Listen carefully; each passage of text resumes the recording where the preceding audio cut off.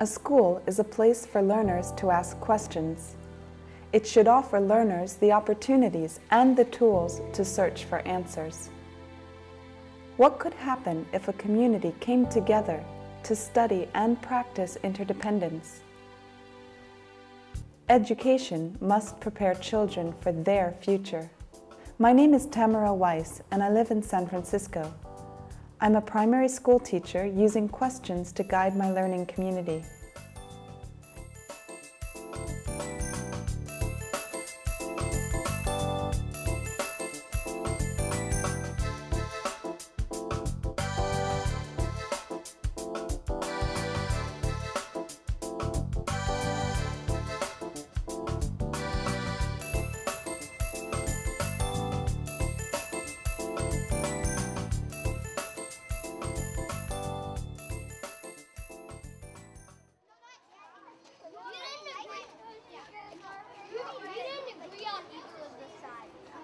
Community promise.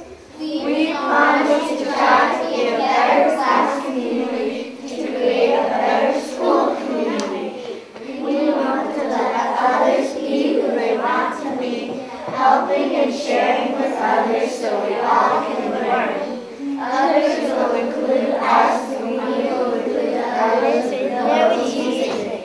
Respecting others means listening with our bodies and eyes, thinking about and controlling our actions.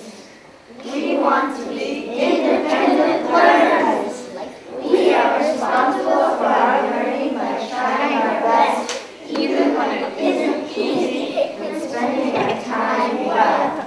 Let's give compliments and have fun. We choose to be part of this community, and this is our community promise. These questions anchor the year-long curriculum and connect thematic units across the disciplines. Recently, there is a new discipline to explore in my classroom, the discipline of peace. Our year starts out with the whole community creating a vision. I like the idea of the community promise because it really helps solve conflicts, and when we didn't have it, it was very uneasy to solve them. But now that we have it, it's something stuck in our minds that will always help us. We can set goals on it, and then at the end of the year, we can look back at it and see what we've accomplished and what we can still try to get done by the end of the year. The community promise is very important because at the starting of the year, lots of people had problems of how to solve conflicts and that stuff, and so that's sort of our big, huge goal for the whole year, and even for maybe other classes that might have the same problems. One thing that I remember studying in peaceful thinking is how to bring someone into the circle of safety. So an example would be maybe if someone wasn't feeling safe and they were sort of like that, they could say, "Hey, are you still okay? Are you still solving this with me? Do you want some cool-off time?" The curriculum units I developed and implemented for the discipline of peace range from reflecting on our individual thinking processes to understanding our values and cultural expectations, from strategies for communication to conflict resolution skills.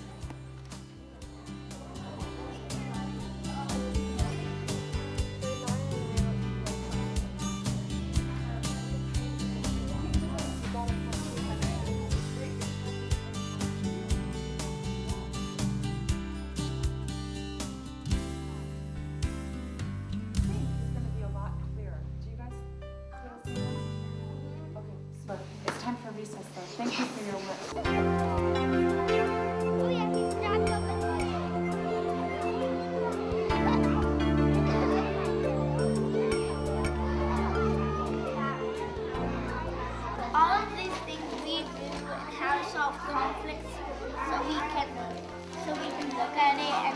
how to solve conflict. It's something that the whole class made, and it's very important to us. Of course, with new explorations come new questions.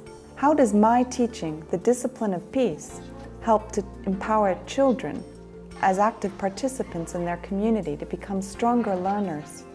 How does my teaching the discipline of peace help children to understand the power of collective intelligence and to honor diversity with the goal of peace?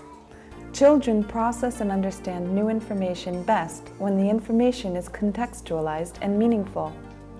To assess whether teachings about interdependence and cooperative behavior are resulting in greater intrinsic motivation, stronger development of a skill set and knowledge base, as well as higher collective intelligence, one has to examine the learners working in other disciplines. Throughout the year, learners have the opportunity to research and present their own projects, as long as they connect their work to the classroom curriculum.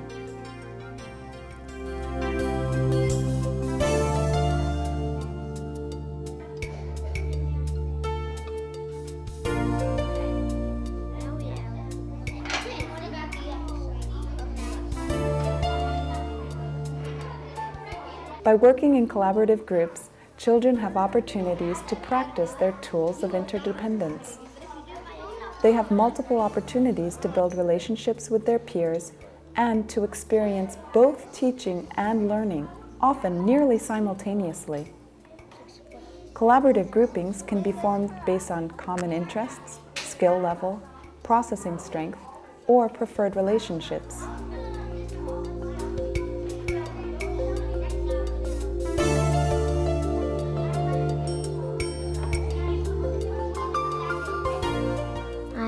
Working in groups because, and since it's usually very challenging, it's easier for me because then other people will get to think with me, and then we'll come up with better ideas. My mind works better if I work in a group because other people are also thinking with me, and when I'm working by myself, people aren't really working with me, so it's really hard. The whole group is usually learning, and everybody is teaching something new to the other kids.